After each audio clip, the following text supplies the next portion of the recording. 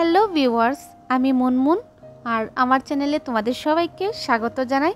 আজকে আবার একটি নতুন ব্লগ নিয়ে এসেছি তোমাদের সাথে শেয়ার করতে। তাহলে চলো বন্ধুরা, ভিডিওটি শেয়ার করা যাক এখন। তো তোমরা আজকে দেখতেই পাচ্ছ আমার ঠাকুর বসাবো, ঠাকুর বসিয়ে নিয়েছি গতকালকে তো দিতে পারিনি, তোমাদেরকে আগেও বলেছি ব্লগটা গতকালকে দিতে পারিনি, তো আজকে দিচ্ছি। আর তোমরা দেখতেই পাচ্ছ ঠাকুরঘরের সামগ্রীগুলো ধুয়ে আমি ছাদে গিয়ে রোদ্রে দিয়েছিলাম। রৌদ্র বৃষ্টি দুটোই চলছে, তোমরা তো ব্যালেন্স করে চলছে। তারপর বৃষ্টি আসার ভাব দেখে আমি সব জিনিসপত্র নিয়ে এসেছি। আর এদিকে তোমরা দেখতে পাচ্ছ আমার ছেলেরা চান টান করে বসে আছে।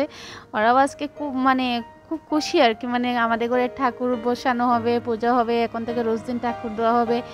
বাচ্চাদের আরও ভীষণ খুশি হয়ে যায় ওরা।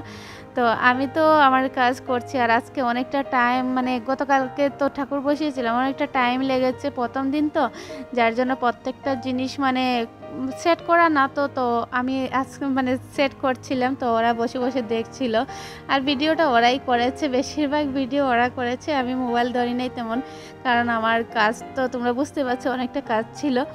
আর ওরা দুজনেই মিলে ভিডিও করেছে, আমি টোটালি ধরি নাই বললেই চলে।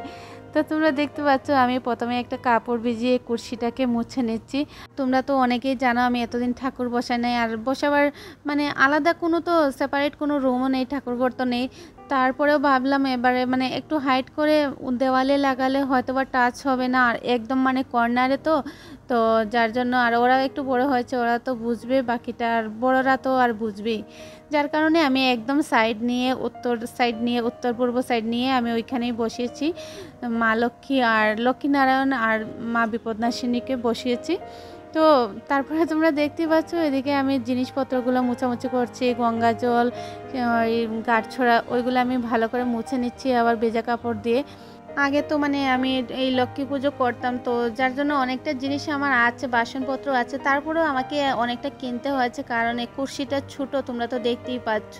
আর আমার আগের বাসনগুলো অনেকটাই সাইজে বড়, যার জন্য ওই কুরসিতে আছে না, কুরসি অনুযায়ী বাসনপত্রের দরকার। তো ওই দিন তো আমি দেখিয়েছিলাম তোমাদেরকে, আমি বাজারে যাচ্ছি, বাজারে গিয়ে অনেকগুলো জিনিস আনতে হয়েছে, কারণ সবগুলা তো নেই, আর যেগুলো আছে ওইগুলো দিয়ে এখানে হবে না, যার জন্য অনেকটাই বাসন আছে আমার। কিন্তু ওইখানে দেওয়ার মতো ছোট বাসন, একদম ছোট ছোট বাসন আমার কাছে ছিল না, যার জন্য আমি বাজার থেকে এনেছি।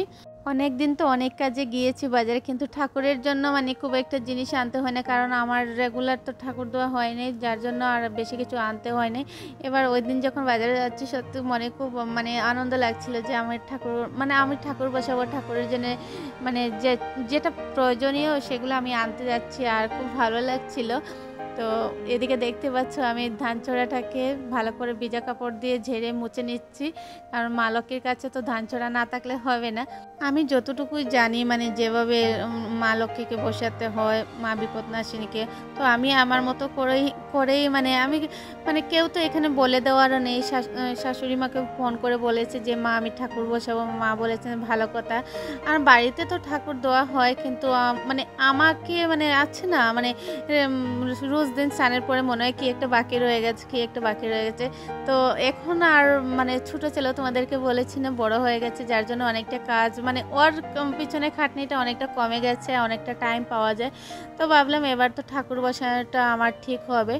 তো তোমরা দেখতে পাচ্ছ এদিকে আমি ছোট ছোট ঘট নিয়েছি মা বিপদনাশিনী আর মা লক্ষ্মী মার জন্য, কারণ কুরসিটা ছোট, যার জন্য আমি এই ছোট বাসনগুলো যে তোমরা দেখতে পাচ্ছ ওইগুলো আমি বাজারে গিয়ে কিনেছিলাম, কারণ ছোট ছোট না হলে এখানে জায়গা হবে না। কুরসিটা এমনিতে খুবই সুন্দর, সত্যি কথা, যেটা কুরসিটা আমার মনের মতো হয়েছে। আর আমি মনে করি আমার নিত্য পূজার জন্য ছোট হলে তাও ঠিক আছে, আমার তো এমনি খুব ভালো লাগছিল, তোমাদেরকে আগেই বলেছি।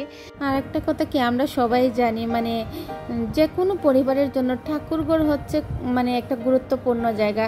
আর আমি বলবো না যে আমার ঠাকুরঘর নেই, ঠাকুরের ঘর আছে বলেই আমরা আছি, তাই না?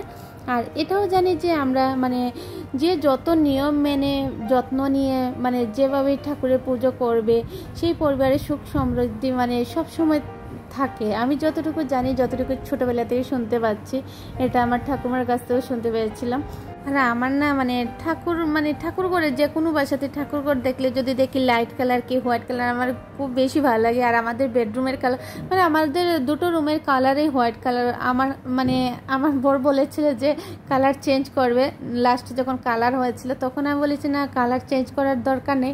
আমার না মানে হোয়াইট কালারটা খুবই ভালো লাগে, মানে হোয়াইট তো শান্তির প্রতীক, যার জন্য আমার আরও বেশি ভালো লাগে।